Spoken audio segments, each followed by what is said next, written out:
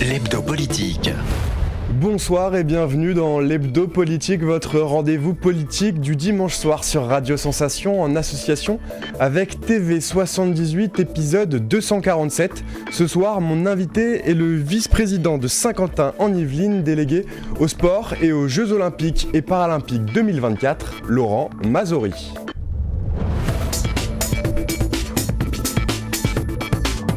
L'hebdo politique. Laurent Mazory, bonsoir. Bonsoir, merci de m'accueillir. Merci d'être avec nous. Vous êtes aussi maire adjoint d'Élancourt, délégué à la culture. On va revenir avec vous longuement ce soir sur le dossier des Jeux Olympiques et Paralympiques. Saint-Quentin-en-Yvelines accueillera certaines épreuves. Vous êtes en charge de ces questions pour l'agglomération. On va revenir sur les différentes polémiques aussi qui accompagnent ces Jeux Olympiques et la préparation de l'événement qui est l'événement le plus regardé de la planète. Vous avez vu Laurent Mazory, j'imagine, le prix des places. Le comité olympique nous avait annoncé des jeux populaires et pourtant le prix des places a fait polémique. 2 700 € pour assister à la cérémonie d'ouverture sur la scène, 690 € pour suivre une session d'athlétisme ou encore 500 € pour la natation. Il y avait des places aussi à 24 €. Vous, en tant qu'observateur du dossier, est-ce que vous avez été surpris de voir ces chiffres et cette polémique ? Alors surpris, non, puisque quand on regarde en fait l'historique des Jeux Olympiques, on assiste au même phénomène, y compris dans des pays beaucoup plus, beaucoup moins commerciaux peut-être que peuvent être la France ou moins ouvertes à l'économie de marché. Et on sait tous très bien que les Jeux Olympiques coûtent à la fois cher et puis qu'il y a un certain nombre d'opérations et de positions sur certains sports qui impactent directement le prix du billet. Après, en ce qui concerne Saint-Quentin-en-Yvelines, je ne veux parler qu'au nom de Saint-Quentin-en-Yvelines, on a la chance d'avoir des épreuves très accessibles. Les plus chères sont celles évidemment du Vélodrome national parce qu'on a un nombre de places qui est limité à 5000 places au maximum, dans lequel on va trouver ces fameux billets à 24 €. Et on va trouver des billets un petit peu plus chers, mais on n'ira pas au-delà des 100, 110 € pour les meilleures places. Et puis surtout, on a une chance extraordinaire. Le golf fait partie des manifestations qui, comme ça, a priori, ont l'impression d'avoir le plus grand symbole marketing élitiste, alors que les places y sont très peu chères. On a beaucoup de places à 24 €. Le VTT, je n'en parle pas, sur la colline d'Élancourt, on aura les places également les moins chères. Et puis on a une chance extraordinaire, on a aussi des épreuves gratuites à Saint-Quentin-en-Yvelines, qui sont le passage des épreuves de cyclisme sur route, à la fois féminines et masculines, et puis des prix de billets également au BMX, qui sont tout à fait abordables. Donc oui, je constate effectivement qu'il y a des prix parfois un peu prohibitifs sur une partie des installations olympiques, mais ce n'est pas le cas à Saint-Quentin-en-Yvelines. Donc on a cette chance de pouvoir faire participer ainsi le plus grand nombre de tous ceux qui viendront nous visiter. Alors d'un côté, on souhaite que les jeux soient raisonnables économiquement, que ça ne coûte pas trop d'argent à l'État et que ça n'explose pas le budget comme on a pu voir sur certains pays qui avaient organisé les jeux précédemment. Est-ce que certains qui dénoncent ces prix ne font-ils pas de la démagogie selon vous ? Oh, c'est très français, on condamne aujourd'hui ce que l'on a encensé hier. Si on n'avait pas été candidat aux Jeux Olympiques, on aurait dit qu'il est dommage qu'on ne le soit pas. Si on l'est, on regrette de l'être. Quand on a une politique spécifique pour le sport, en même temps, on va avoir au moment des Jeux Olympiques une espèce de grand nettoyage familial au sein des instances du sport. C'est un sujet dont on pourrait parler. On voit ce qui a pu se passer à la Fédération Française de Football à juste titre, mais ce qui se passe également au CNOSF. Bref, c'est très français. On est en général un petit peu paranoïaque ou auto-paranoïaque et on va se fouetter d'être candidat et d'avoir eu ce très très bel événement qui va arriver chez nous. En même temps, il y a de vrais soucis sur lesquels il faut travailler, c'est pour ça qu'il y a des infrastructures. Ensuite, je voudrais juste, si je puis me permettre, corriger un petit élément, le budget, c'est pas l'État qui le porte, c'est vous et moi, à travers nos impôts, puis ce sont les entreprises. Et donc, l'idée, c'est évidemment que ces Jeux Olympiques soient financés au maximum par les entreprises. C'est d'ailleurs une grosse part du budget. Alors, Tony Estanguet, le président, dit toujours que 100% du budget financé. En fait, quand on cherche, on se rend compte que certes, les infrastructures le sont, mais que tout ce qui tourne autour sont beaucoup financés par les collectivités territoriales. Et les collectivités territoriales, c'est à nouveau vous et moi, par le biais de l'impôt, que tout cela se finance. Mais on sera dans des jeux qui seront exemplaires, qui seront économiquement équilibré par rapport à l'ensemble de ces financements, et surtout qu'un grand avantage, c'est l'héritage. Parce qu'au-delà du sport, au-delà de l'événement, au-delà du phare braqué sur la France et de l'exportation de l'image de la France à l'étranger pour attirer ensuite des investisseurs et des touristes dans le long terme, on voit que ça marche parce que nous, on a à Saint-Quentin l'expérience de la Ryder Cup qui nous a prouvé que pendant plusieurs années, et cela continue, on a des gens qui viennent spécifiquement au golf national et donc sur le territoire de Saint-Quentin-en-Yvelines, donc du coup dépenser des devises pour participer et jouer au golf sur un terrain qui a accueilli un événement international, donc il en sera de même pour les Jeux Olympiques, mais au-delà de tout cela, c'est l'héritage que laisseront les JO, c'est la capacité d'avoir anticipé des travaux qui auraient pris 30 ans à être réalisés et de les faire aujourd'hui dans le biais et dans la continuité de l'événement olympique. Et donc c'est avant tout, et au-delà du sport, un élément structurant pour le territoire en termes d'aménagement de nos territoires. Vous avez vu la semaine dernière la démission de l'Yvelinoise Brigitte Henriques du CNOSF. Est-ce que ça a vocation, vous qui suivez le dossier, à déstabiliser l'organisation ou pas du tout ? Je pense que non, parce que les institutions résistent toujours, et particulièrement en France, à ceux qui les dirigent. On a cette capacité, là aussi, à détruire ce qu'on en a encensé un jour. Je ne veux pas rentrer dans les histoires du CNOSF. Je sais que la transition entre l'ancien président et la nouvelle présidente a été compliquée. Je sais qu'ils se sont renvoyés procédure sur procédure. Ça ne me regarde pas. Et en tant que territoire de Saint-Quentin-en-Yvelines, je ne veux avoir affaire ni de près ni de loin avec ces éléments-là. Mais ce que je sais, c'est que le CNOSF, lui, perdurera, et que dans son rôle pour les Jeux Olympiques, je rappelle que ce rôle, il est essentiellement autour du village des athlètes, enfin pas du village des athlètes, pardon, de France 24, c'est alors l'endroit où les athlètes, après les Jeux, vont rencontrer la population et rencontrer les médias, hein. C'est surtout cette partie-là qui dépend du CNOSF. Ça perdurera, ça aura lieu, que ce soit l'ancienne présidente, un nouveau président ou une nouvelle présidente qui soit là, le CNOSF continuera de fonctionner, comme la Fédération française continuera de fonctionner, et comme l'État lui-même continue de fonctionner quand il y a un changement de présidence ou de majorité. Alors on parlait des places tout à l'heure pour assister aux Jeux Olympiques. Si on n'a pas de place, il y aura aussi la possibilité d'assister aux Jeux dans des zones de célébration qui seront mises donc en place dans chaque arrondissement de Paris, sauf dans le 7e. Dans toute l'île de France aussi, on en parle, la région y réfléchit. Je pense pourquoi pas à l'île de loisirs de Saint-Quentin-en-Yvelines. Est-ce que vous avez des éléments sur cette question ? Alors c'est plus que la région y réfléchit. Nous avons été moteurs de la mise en place de ce qu'on appelle, mais on n'a pas le droit de le dire parce que c'est un horrible nom anglo-saxon, les fan zones, qui sont ces lieux de célébration. Voilà, à la française, on dit des zones de célébration. Zones de célébration, vous voyez, comme zone tout de suite. Bon, on peut peut-être trouver une autre façon de nommer, mais la zone de célébration, elle s'installera à Saint-Quentin-en-Yvelines, puisque nous en sommes à l'initiative. Elle sera dans l'île de loisirs. Elle sera ouverte sur toute la durée des Jeux Olympiques, mais pas sur celle des Paralympiques, pour des raisons d'organisation et de timing, les Paralympiques étant plus tard. On préfère réserver le paralympisme sur la partie vraiment audiovisuelle. Et d'ailleurs, je tiens à dire que les derniers Jeux Olympiques ont eu un grand succès d'audience sur le Paralympique. Pour la première fois, ce sont les Jeux Paralympiques qui ont été les plus suivis. Je suis certain que ceux de Paris le seront également. Mais vous aurez donc dans l'île de loisirs une fan zone qui sera ouverte toute la journée, pendant toute la durée des Jeux, dans lequel il y aura de nombreuses animations sportives, mais pas que sportives, également très ludiques, avec les partenaires de Saint-Quentin-en-Yvelines. Je tiens par avance à remercier les entreprises. Je ne vais pas les lister ici parce qu'il y a des marchés en cours, mais toutes celles qui s'inscriront dans cette logique-là sont bien entendu les bienvenues, et elles savent de qui je parle, et elles ont vraiment de très belles choses à montrer pour occuper les gens toute la journée. Bien entendu, écran géant, bien entendu, retranscription de l'ensemble des épreuves, mais pas que celle de Saint-Quentin-en-Yvelines, de toutes les épreuves des JO, animation musicale, endroit pour également tester et goûter tout ce que les Yvelines et Saint-Quentin peuvent produire en termes de restauration qualitative, parce que nous accueillerons à la fois notre population, nos Saint-Quentinois, nos Yvelinois, mais nous accueillerons également toutes celles et tous ceux qui viendront nous visiter, qui en quittant les épreuves n'auront qu'une envie, c'est de passer dans cette île de loisirs pour aller sur cette zone de célébration. C'est un très grand enjeu dont nous sommes à l'origine, dont Saint-Quentin-en-Yvelines est à l'origine de l'initiative. Alors l'organisation a voulu aussi s'inscrire dans des Jeux Olympiques écologiques et durables, avec les enjeux environnementaux de notre époque. Pour vous, est-ce que c'est possible des Jeux Olympiques écologiques ? Est-ce que ce sera une réussite ? Alors ce sera une réussite, en tout cas on y met des gros moyens. Si je prends un exemple, celui de l'aménagement de la colline des Lancours qui accueillera les épreuves de VTT, en ayant coulé 0 g de béton, c'est quand même un endroit extraordinaire pour cela, contrairement à d'autres équipements, il n'y aura aucun béton de coulé sur la colline des Lancours, il y a quand même plus de 3 millions d'euros de ce qu'on appelle les compensations écologiques. Voilà un bel exemple.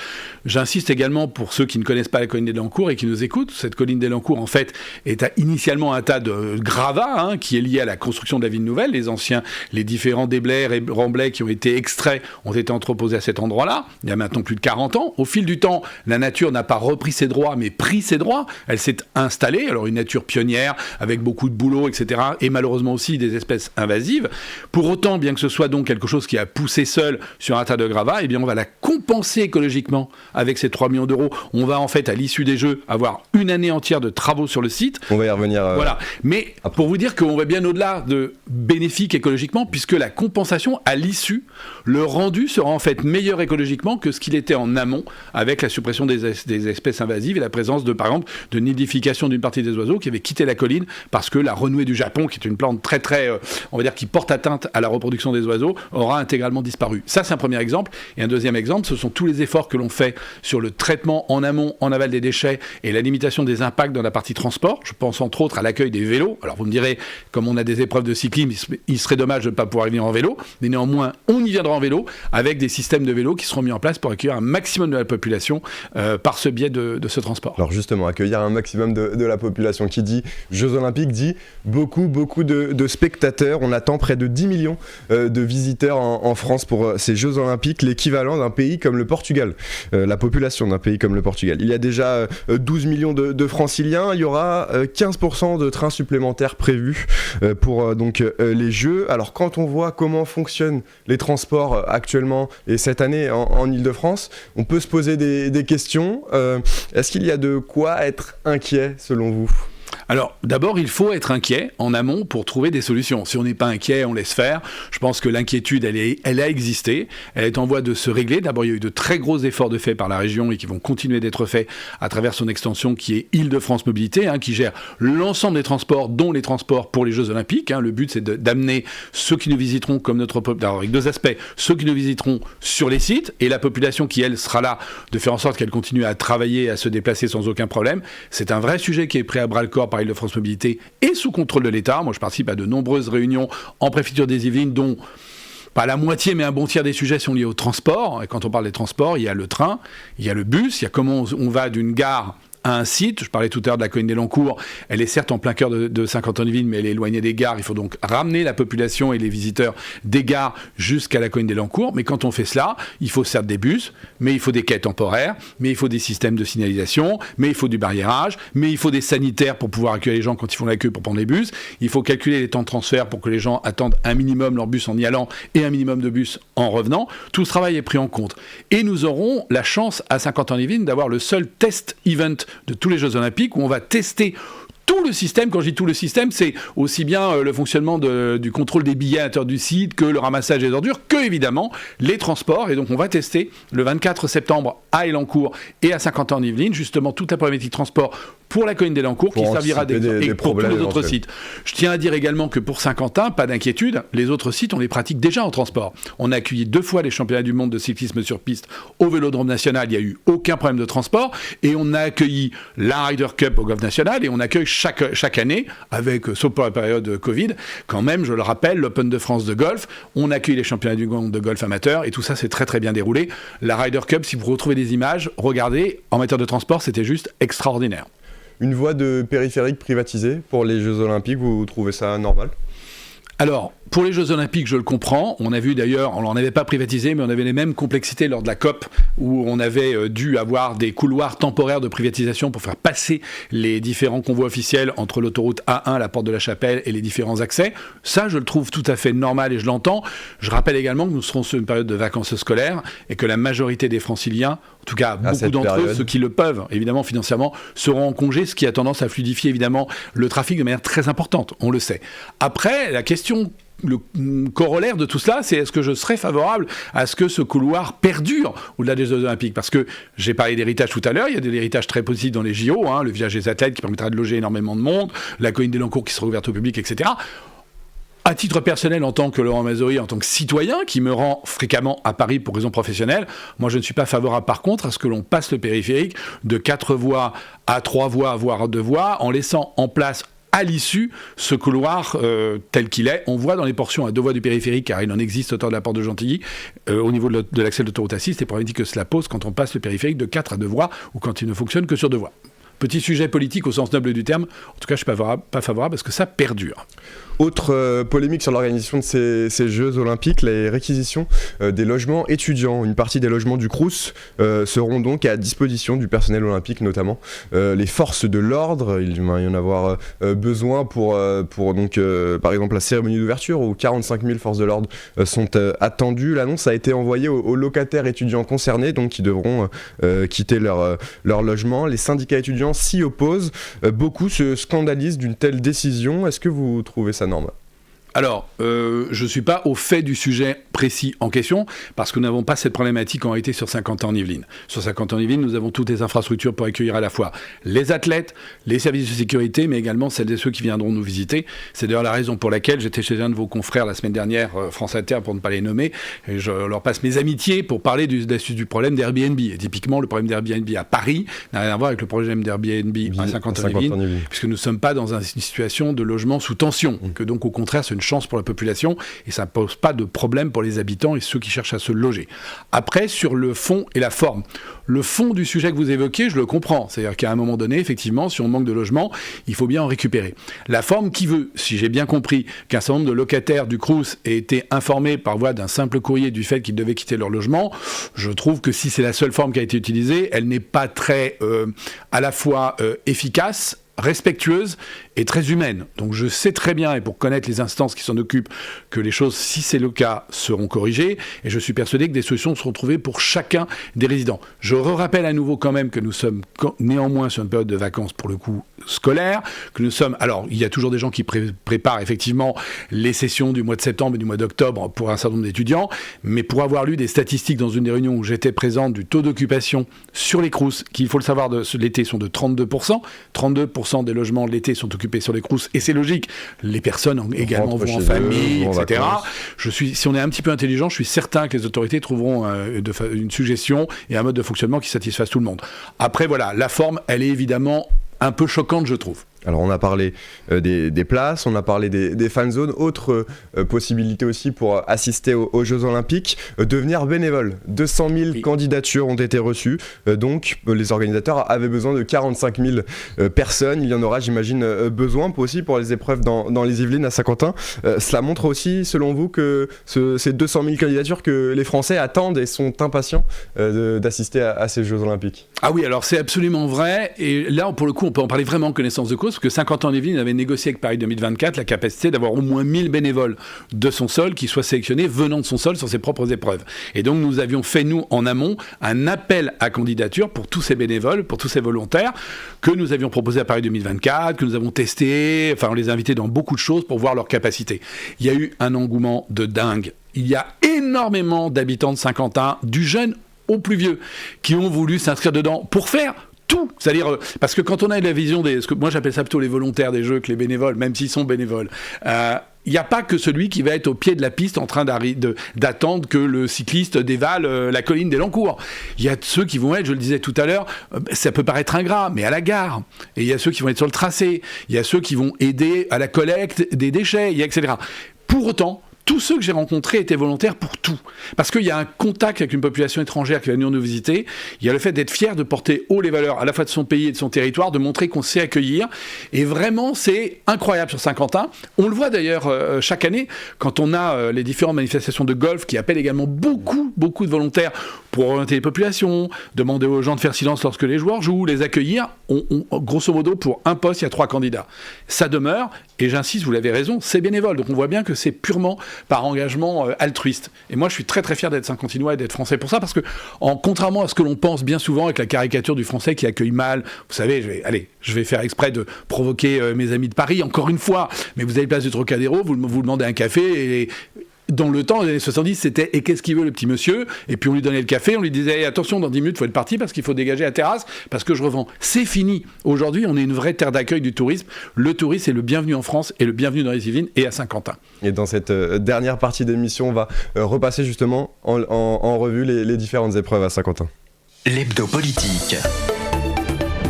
Donc en dépit de toute cette question d'organisation qui demande, j'imagine, un grand suivi, un grand travail pour préparer les Jeux qui donc vont arriver dans plus de 400 jours maintenant.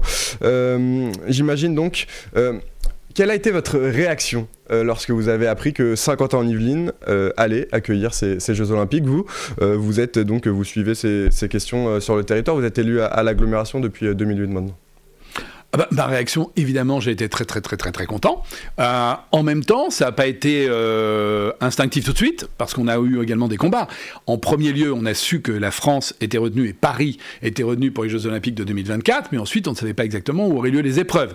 Donc il y a tout un tas de petits combats off ensuite. Il faut que les territoires, quand évidemment on n'est pas dans Paris, fassent valoir leur qualité pour séduire le comité d'organisation, pour dire...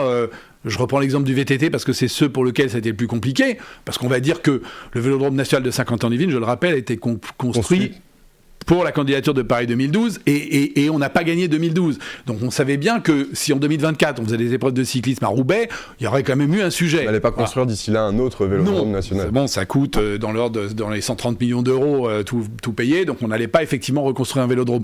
Donc il n'y avait pas d'enjeu. On savait que ce serait chez nous. Le BMX, on savait que ce serait chez nous. Le golf national, il a été construit comme un stadium de golf pour accueillir des épreuves internationales de golf et il a accueilli la Ryder Cup. Donc et il n'y a pas de sujet.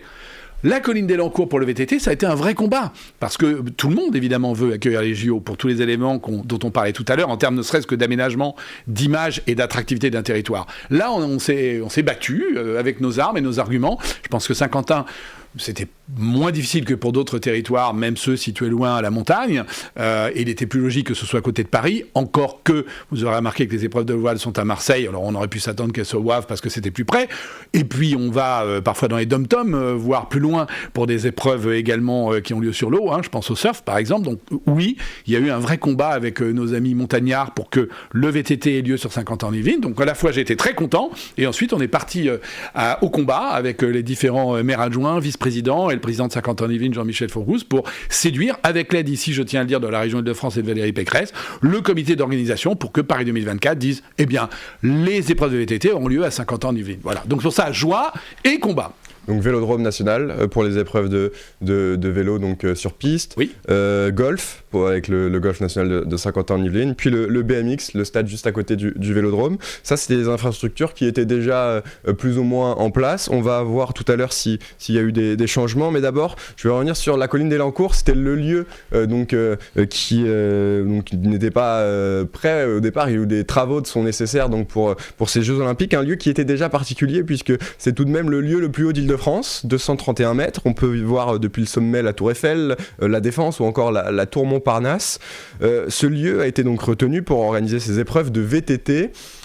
Donc il a fallu construire cette piste. Comment avancent les travaux aujourd'hui ?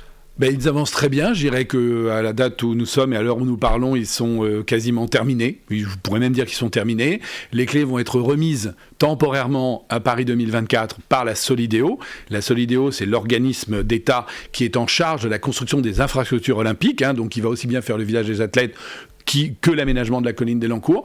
Donc les clés vont être remises à Paris 2024. La piste est prête, elle est faite. Les différentes aires d'accueil sont prêtes et sont faites, puisque sur la colline d'Elancourt, ce sont des installations précaires qui seront mises en place le temps des Jeux et qui partent le lendemain des Jeux pour rendre ensuite la colline au grand public. Peut-être que j'aurai l'occasion d'y revenir tout à l'heure. Et à partir du mois de juin, Paris 2024 va prendre livraison de l'ouvrage et va commencer donc toute une série de tests, vérifier que la Solideo a fait le travail comme c'était demandé, corriger éventuellement des petites erreurs d'appréciation qu'on pourra avoir sur le tracé, même si le tracé qui a été fait par Nick Leros en amont est censé être parfait, les problématiques d'altimétrie peuvent se poser. Mais vraiment, on est dans le détail, parce que le VTT, c'est loin d'être une épreuve simple, c'est une épreuve à risque et dangereuse. Il faut avoir une piste compliquée et en même temps suffisamment qualitative pour parer à tout accident grave. Donc il y a un vrai travail qui est fait. Et puis on aura le 24 septembre le test event qui aura lieu sur place où là on testera toutes les installations. Et donc l'avenir de ce lieu, de cette colline, il y aura une autre phase après les Jeux, une autre vie pour ce lieu. Oui, alors tout de suite après les Jeux Olympiques, ce n'est pas fini. Les travaux reprennent force et vigueur jusqu'au mois de septembre-octobre 2025 pour d'une part réaliser les compensations écologiques dont je parlais tout à l'heure, mais également finir la construction des autres pistes puisque ce lieu est appelé à avoir des pistes de VTT de tout niveau, depuis la piste bleue en bas de colline jusqu'à la piste noire qui sera l'ancienne piste des JO, et puis avec tous les niveaux de piste un peu comme au ski, mais également la mise en place des différents chemins piétonniers, du mobilier urbain écologique qui sera installé, activités, du platelage bois par exemple au sommet de la colline, de façon à ce que les gens puissent admirer la tour Eiffel dont vous parliez tout à l'heure, la Défense, mais également les parties vertes quand on se tourne plus vers l'ouest, et pour rendre à la population et l'ouvrir à tous à partir de la rentrée septembre 2025 pour que ce soit un lieu de partage mixte. Je tiens à insister sur ce point exemplaire, puisqu'on pourra à la fois y pratiquer du VTT et à la fois s'y promener en famille, ce qui est loin d'être le cas, puisqu'en général, quand on a du VTT, pour ceux qui suivent un petit peu l'actualité, on sait que c'est parfois difficile de faire coexister le VTT avec les promeneurs. Là, pour le coup, la colline est pensée pour permettre ces deux activités, et elle est pensée y compris pour accueillir dans quelques mois ou dans quelques années d'autres championnats du monde ou championnats de France de VTT, puisque les infrastructures invisibles restent, et très rapidement, on peut à nouveau installer tout ce qu'il faut pour pouvoir accueillir de nouvelles épreuves, tout en étant ouvert au grand public le reste du temps. Et puis pour finir, j'ajoute donc que les épreuves de cyclisme sur route passeront aussi dans les Yvelines depuis des années. La construction du Vélodrome national, vous l'avez dit, à la base c'était pour 2011, c'est ça? Oui. Début de la construction. Il y a une grande histoire entre le cyclisme Saint-Quentin en Yvelines, qui accueillera encore la dernière étape du Tour de France cette année. 23 juillet 2023. Les JO sont-ils l'aboutissement de ce lien entre le cyclisme et les Saint-Quentin en Yvelines? Ah, l'aboutissement, non. Enfin, l'aboutissement, déjà, c'était l'accueil du siège de la Fédération française de cyclisme, rue Laurent Fignon, dans le Vélodrome. Ça, c'était un aboutissement. L'accueil également, cette année, puisque la construction est en cours, de tout le centre de perfectionnement du cyclisme. Non, c'est pas un aboutissement, ce n'est qu'une étape. Nous accueillerons, j'en suis certain, dans les années à venir, beaucoup d'autres manifestations en rapport avec le vélo. D'abord, on a à faire vivre le Vélodrome. Et faire vivre le Vélodrome, c'est continuer à y accueillir de grandes manifestations internationales. On a la Track Champion League, par exemple, qui revient tous les ans maintenant au mois de novembre, un samedi soir, qui est une vraie fête du vélo, un truc incroyable où il faut vraiment venir en famille. Et puis, on ne souhaite jamais mettre une fin à Saint-Quentin. Saint-Quentin est un territoire dynamique, en développement. Il représente 12 communes. Le but, c'est de le faire vivre. Et donc, bien entendu, avoir les Jeux Olympiques, je pense que nous ne les reverrons pas de notre vivant, même vous qui êtes beaucoup plus jeune que moi, puisqu'on les a tous les 100 ans en moyenne. Mais néanmoins, ça ne marquera pas une fin. Bien au contraire, pour nous, c'est un début. Merci beaucoup Laurent Mazori d'avoir été avec nous. Je rappelle donc que vous êtes vice-président de Saint-Quentin en Yvelines, délégué au sport et aux Jeux Olympiques et Paralympiques 2024. Nous, on se retrouve la semaine prochaine pour un nouveau numéro de l'Hebdo Politique sur Radio Sensation et sur TV78. Très bonne soirée à tous. Merci beaucoup. L'Hebdo Politique.